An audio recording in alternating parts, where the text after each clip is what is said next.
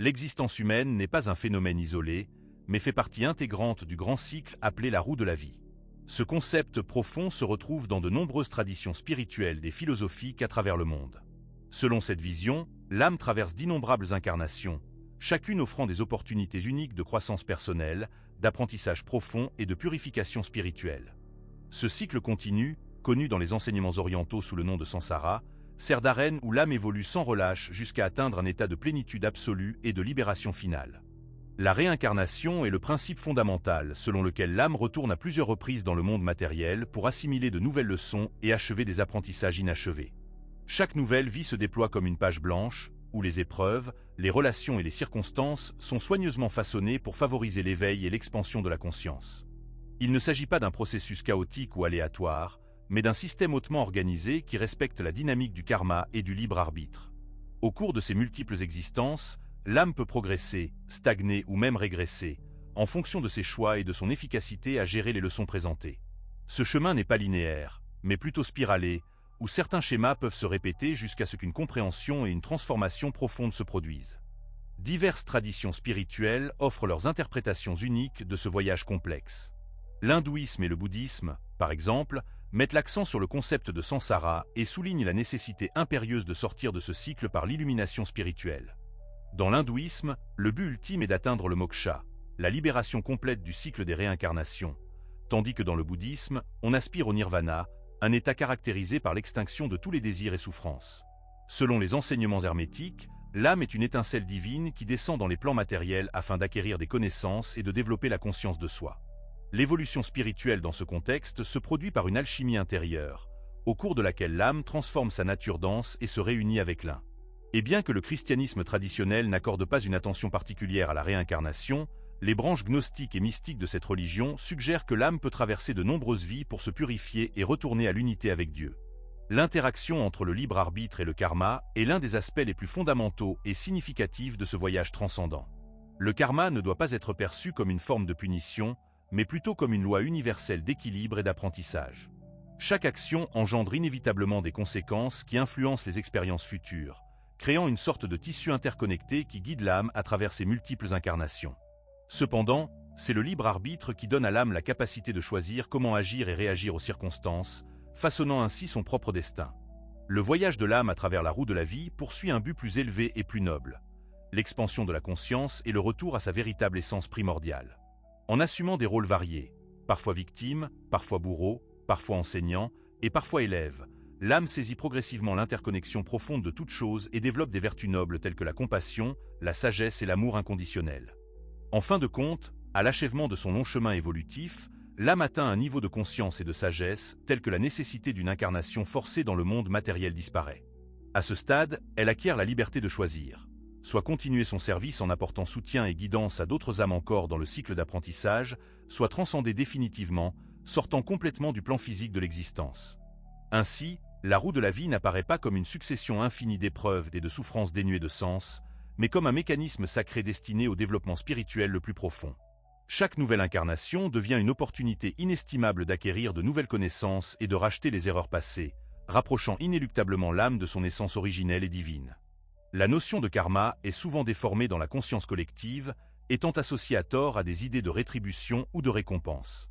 Cependant, dans son essence véritable, le karma n'est rien d'autre qu'une loi universelle de cause à effet, applicable au voyage multidimensionnel de l'âme. Absolument chaque action, chaque pensée et même chaque intention émanant d'un individu engendre inévitablement des conséquences spécifiques qui se manifestent au moment opportun, influençant de manière significative les expériences de vie ultérieures. Par conséquent, le karma n'agit pas comme un appareil punitif, mais sert d'outil puissant pour un apprentissage profond et le rétablissement de l'équilibre cosmique, donnant à l'âme la possibilité de prendre conscience de l'impact réel de ses choix et de perfectionner inéluctablement sa conscience tout au long de ses multiples incarnations. Le libre arbitre, quant à lui, représente un principe fondamental qui confère à l'âme la capacité de prendre des décisions autonomes sur la manière de réagir et d'agir face aux circonstances qu'elle rencontre inévitablement. Radicalement différente du concept de déterminisme absolu, l'existence n'est pas rigidement prédéterminée, car l'âme possède la liberté inhérente de choisir diverses voies et directions pour son développement. Néanmoins, chaque choix effectué entraîne des conséquences spécifiques, et ce sont précisément ces conséquences qui façonnent activement la réalité vécue par l'individu. Ainsi, l'interaction complexe et continue entre le karma et le libre arbitre engendre un flux dynamique de l'existence, dans lequel l'âme agit simultanément comme créateur et comme élève assidu de son propre voyage séculaire à travers la succession des vies. Le karma fonctionne comme un miroir impeccable qui reflète précisément à l'individu les aspects de son être qui nécessitent encore une profonde réflexion et transformation. Souvent, les situations de vie complexes et parfois douloureuses ne sont pas des mesures punitives pour des fautes passées, mais plutôt des réponses directes à des actions antérieures, offrant des opportunités inestimables de croissance et d'évolution. Ce qu'une âme force une autre à vivre lui revient inévitablement, afin qu'elle puisse ressentir le même impact et en comprendre les conséquences. Ainsi, le karma agit comme un grand enseignant, inculquant l'empathie, formant le sens des responsabilités et développant une sagesse authentique, ce qui permet à la conscience de se développer séquentiellement, pas à pas, et de manière absolument juste. Bien que certains aspects de l'existence humaine soient indubitablement influencés par les obligations karmiques accumulées lors d'incarnations précédentes, le libre arbitre est invariablement présent, offrant à l'individu la possibilité de modifier les schémas de comportement établis et de transformer sa réalité actuelle. La manière dont une personne réagit aux défis et aux épreuves de la vie peut soit dissoudre, soit, au contraire, renforcer des aspects karmiques spécifiques. Les réactions enracinées dans l'amour, la compassion profonde et la compréhension véritable accélèrent significativement l'évolution de l'âme, tandis que les manifestations répétées de haine, de désir de vengeance et d'égoïsme effréné ne font que prolonger les cycles d'apprentissage nécessaires. Dans le cadre de nombreuses traditions spirituelles, il est courant de distinguer diverses classifications du karma, chacune décrivant ses manifestations à différents niveaux. Ainsi, le karma individuel est directement lié aux actions personnelles de l'être humain et à leurs conséquences ultérieures, tandis que le karma collectif s'étend à des groupes entiers de personnes, des nations et même de vastes civilisations qui partagent une expérience karmique commune. En outre, il existe un karma instantané, dont les conséquences se manifestent presque immédiatement, et un karma latent, dont la manifestation peut s'étendre sur plusieurs vies.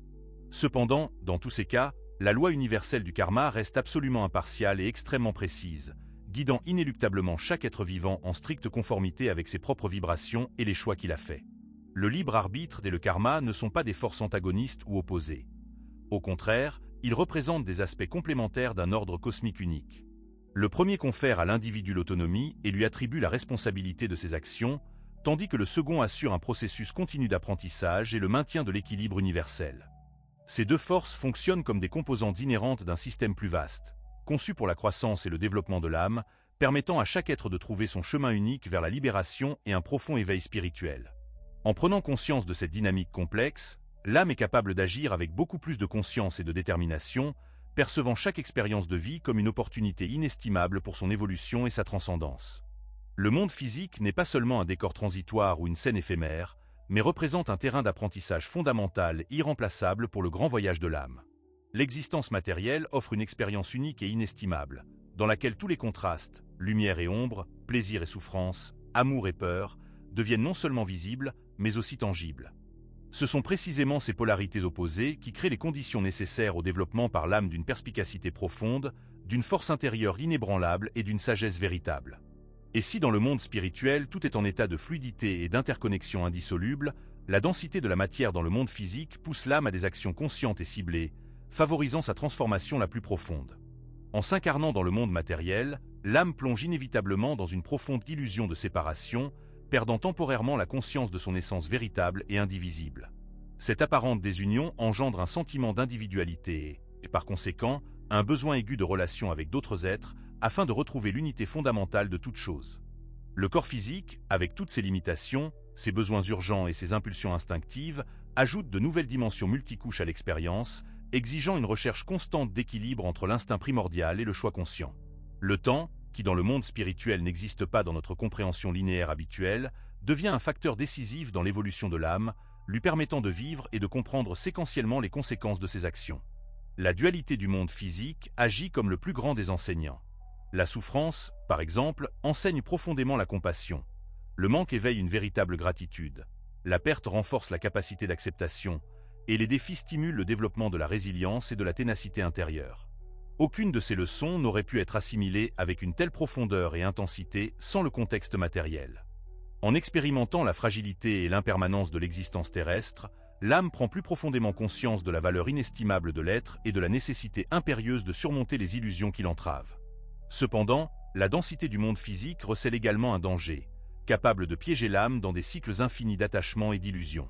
La peur, Les désirs excessifs et l'identification à l'ego créent de puissantes barrières, empêchant l'expansion naturelle de la conscience.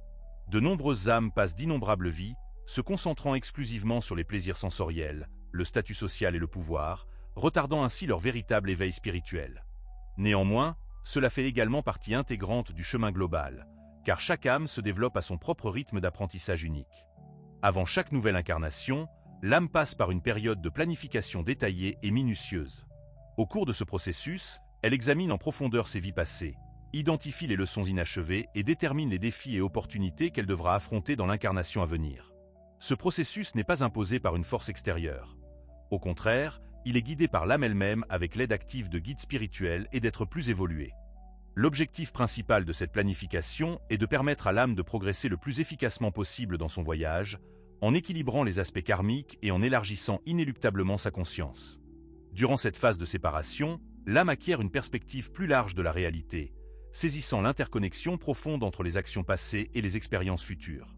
Elle reconnaît les schémas répétitifs sur lesquels il est nécessaire de travailler et choisit les contextes qui serviront au mieux sa croissance. Cette planification inclut le choix du corps physique, de la famille, de l'environnement culturel et même des défis clés qui surgiront tout au long de la vie.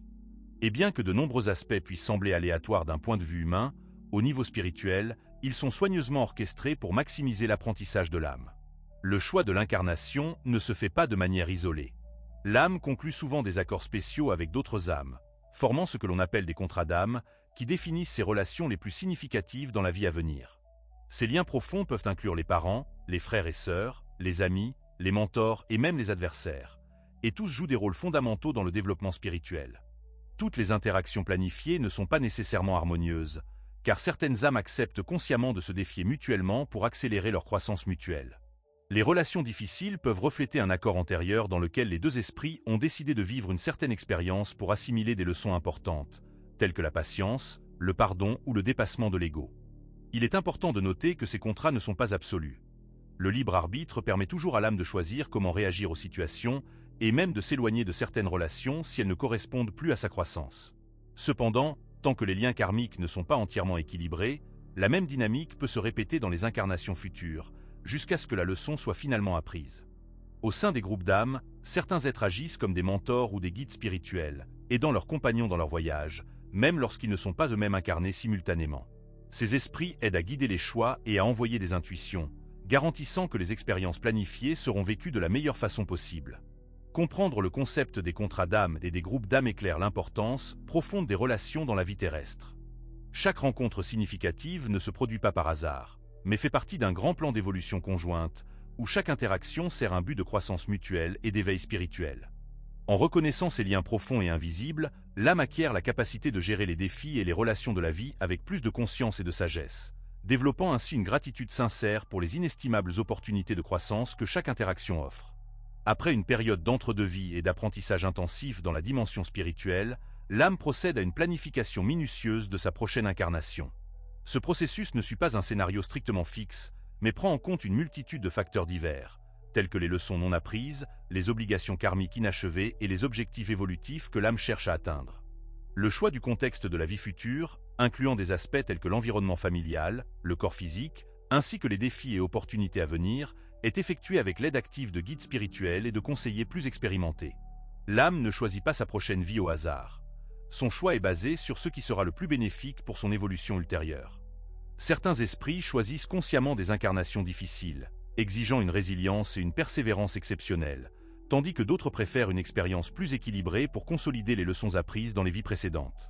Le processus de sélection inclut des facteurs tels que la culture et la période historique, car chaque époque de l'humanité représente un ensemble unique de défis et d'opportunités spirituelles. Le corps physique et ses caractéristiques sont également une partie intégrante de cette planification globale. Certaines âmes choisissent des corps sains pour faciliter l'accomplissement de leur mission, tandis que d'autres acceptent consciemment des limitations physiques ou mentales comme de puissants outils d'apprentissage et de croissance. De même, l'environnement social et économique dans lequel elles naissent n'est pas aléatoire, mais soigneusement ajusté pour fournir l'expérience nécessaire à une croissance spirituelle profonde.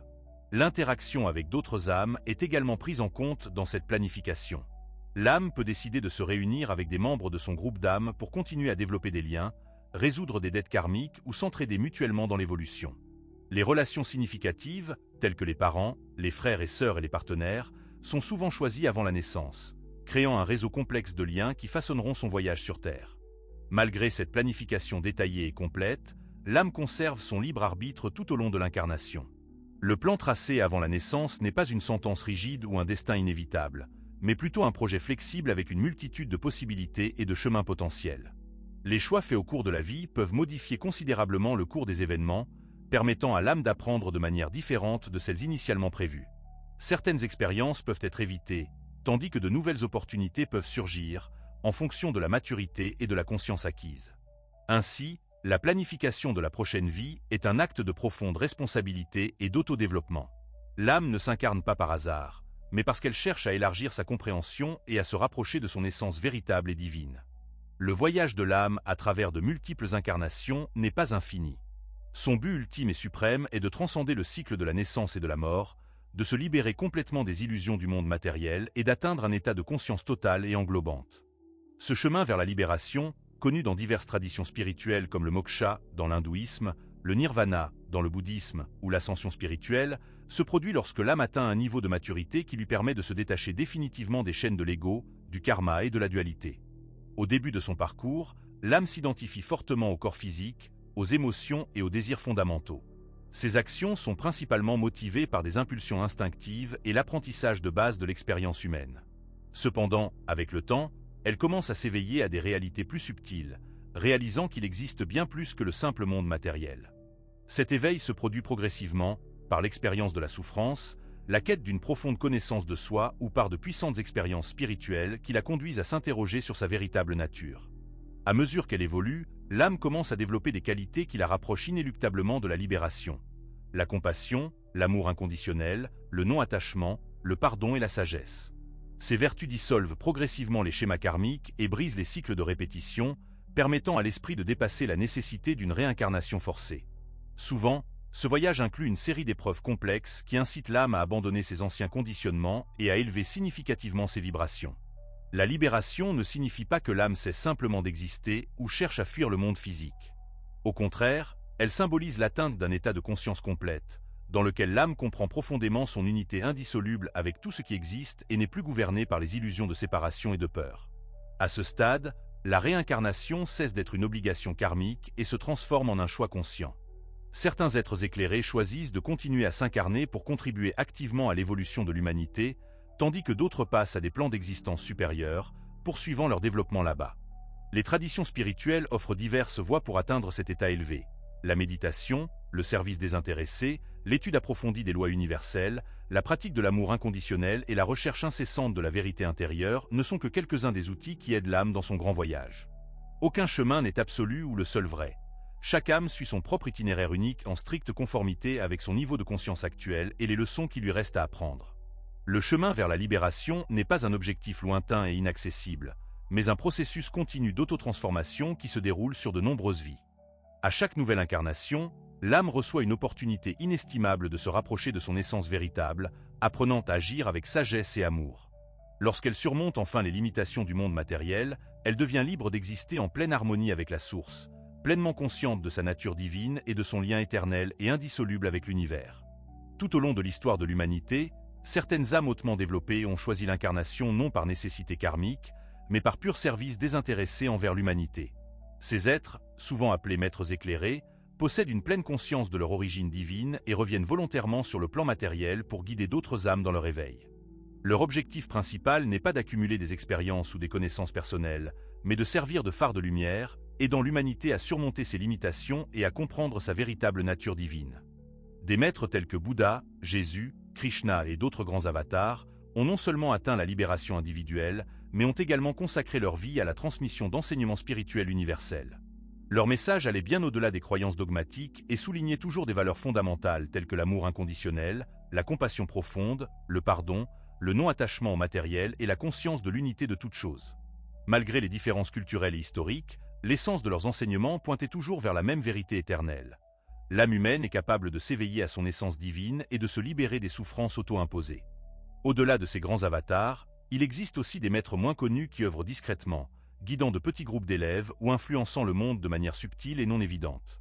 Beaucoup d'entre eux ne recherchent pas la reconnaissance publique, mais servent de sages, de leaders spirituels, de guérisseurs ou d'enseignants qui diffusent les connaissances nécessaires à l'évolution collective.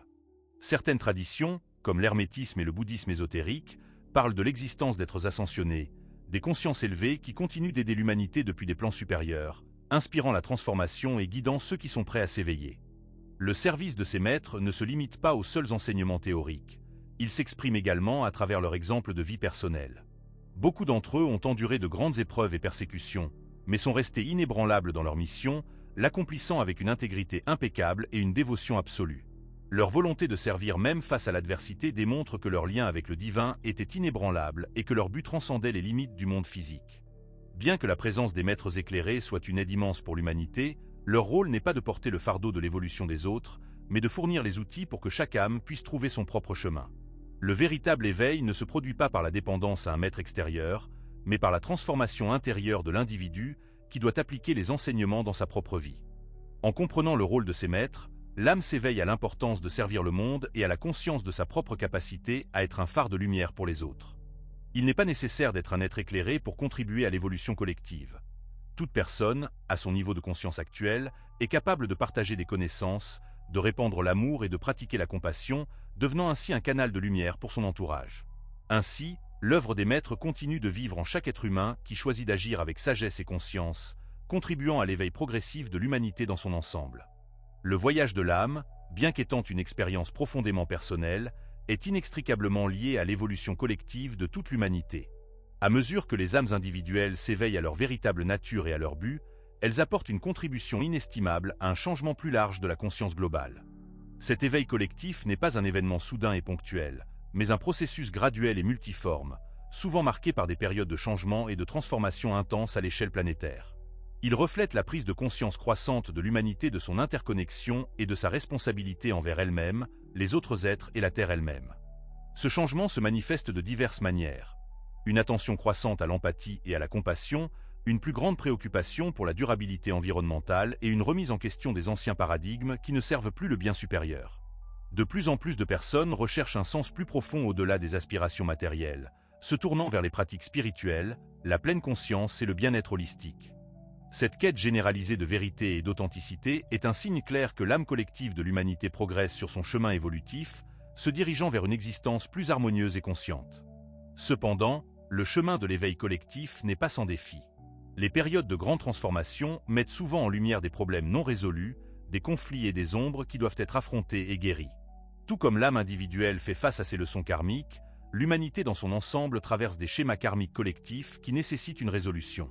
Ces défis mondiaux, qu'ils soient sociaux, économiques ou environnementaux, servent de puissants catalyseurs de croissance, incitant l'humanité à surmonter la séparation et à embrasser l'unité. Ce sont des opportunités d'apprentissage collectif, nous poussant à innover, à collaborer et à redéfinir ce que signifie être humain. En fin de compte, le grand dessein de la roue de la vie s'étend au-delà de la libération individuelle, englobant la libération du collectif. Le voyage de chaque âme, avec ses leçons et ses contributions uniques, s'entrelacent dans le tissu complexe de la conscience universelle. En embrassant nos chemins individuels avec conscience et détermination, nous accélérons non seulement notre propre croissance spirituelle, mais participons également activement à l'évolution continue de l'humanité, la guidant vers un avenir de plus grande sagesse, de paix et d'amour inconditionnel. Comprendre cette interconnexion profonde est la sagesse suprême, révélant que nous sommes tous des parties intégrantes d'un tout divin, éternellement en mouvement vers une conscience plus profonde de notre essence commune. Dans ce grand processus d'évolution, le corps physique joue un rôle irremplaçable. Il sert de vaisseau temporaire à travers lequel l'âme peut interagir avec la réalité dense, vivre des émotions, former des relations et incarner des leçons. C'est à travers les limitations et les opportunités de l'existence physique que l'âme apprend la compassion, la patience et l'amour inconditionnel, qui ne peuvent être pleinement saisis dans un état purement spirituel. Les sensations, la douleur, la joie. Tout cela fait partie de la riche tapisserie d'expériences qui permet à l'âme d'affiner sa compréhension et de développer sa véritable nature. À mesure que de plus en plus d'âmes s'éveillent et intègrent ces leçons, la conscience collective de l'humanité commence à subir un profond changement. Ce processus, souvent appelé ascension ou transition vers une nouvelle dimension, ne signifie pas une disparition physique, mais plutôt une transformation de la perception et de la vibration collective. L'humanité se dirige progressivement vers un état de plus grande harmonie, d'unité et de paix, où les anciens paradigmes de division et de conflit cèdent la place à la coopération et à la compréhension mutuelle. Ce n'est pas une utopie, mais une étape naturelle de l'évolution, lorsque suffisamment d'âmes atteignent la masse critique de conscience nécessaire à un changement global. Même après que l'âme ou le collectif sortent du cycle des incarnations obligatoires sur Terre, le voyage de l'évolution ne s'arrête pas. Il existe d'innombrables dimensions et plans d'existence, offrant de nouvelles opportunités de croissance, de service et d'exploration. L'âme libérée peut choisir de poursuivre son apprentissage dans des sphères supérieures, de devenir un mentor pour d'autres âmes ou même de s'incarner dans d'autres mondes pour contribuer à leur évolution. Cela souligne la nature infinie de la conscience et la quête constante d'expansion et de connaissance, qui fait partie intégrante de l'étincelle divine en chacun de nous. Comprendre ces principes profonds, la roue de la vie, le karma, le libre arbitre et l'évolution collective, confère à l'être humain une immense puissance. Cela nous permet de voir chaque situation de vie non pas comme un hasard, mais comme une opportunité intentionnelle de croissance. En assumant la responsabilité de nos choix, en pratiquant la compassion et en recherchant la sagesse intérieure, nous accélérons non seulement notre propre voyage vers la libération, mais contribuons également activement à l'élévation de toute l'humanité, devenant des participants conscients de la grande danse cosmique. Lorsque l'on commence à prendre conscience de ces profondes vérités, la vie quotidienne se transforme. Chaque décision, chaque rencontre devient non pas un hasard, mais une opportunité délibérée de choix conscients et de croissance. Cela permet de sortir du rôle d'observateur passif pour devenir un créateur actif de sa réalité, en comprenant que chaque pas, chaque interaction s'intègre dans le tableau d'ensemble et contribue à la grande danse cosmique. La clé de cette transformation réside dans le travail intérieur. Les pratiques d'autoréflexion, de méditation et de pleine conscience ne deviennent pas de simples rituels, mais des outils vitaux pour se connecter à la sagesse intérieure et à l'intuition. Elles aident à reconnaître les leçons dans les difficultés, à transformer les anciens schémas et à développer l'amour inconditionnel et la compassion, qui sont les véritables indicateurs de la croissance spirituelle. C'est par une profonde compréhension de soi que l'âme acquiert la capacité d'influencer le monde extérieur avec plus de clarté et de détermination. En fin de compte, le but de ce chemin dépasse la libération personnelle. L'âme éveillée devient un canal de conscience supérieure, rayonnant lumière et amour, ce qui inspire les autres et contribue à l'éveil collectif. Cela ne signifie pas qu'il faut être un grand enseignant ou un gourou. Il suffit de vivre en accord avec sa véritable essence, et cela sera déjà une contribution puissante à l'évolution de l'humanité, poursuivant la grande danse cosmique à un nouveau niveau de conscience et d'harmonie.